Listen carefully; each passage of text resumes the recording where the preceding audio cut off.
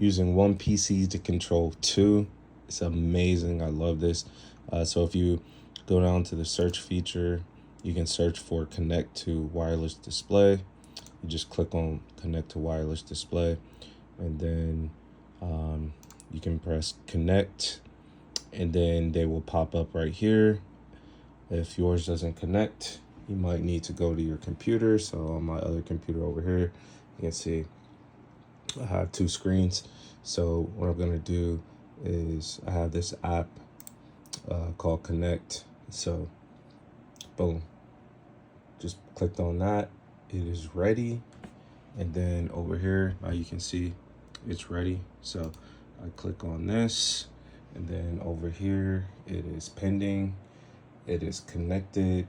And then you can see right here, it says allow my mouse and keyboard, touch pen, blah, blah, blah, all that good stuff. To control it, I have it selected already, so I don't have to select it. So now my mouse right here will actually control this computer over here. But also, if I go up here, you can see I can also control this computer up here.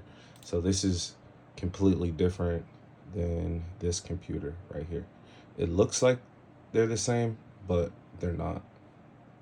So that's super sweet. Love that.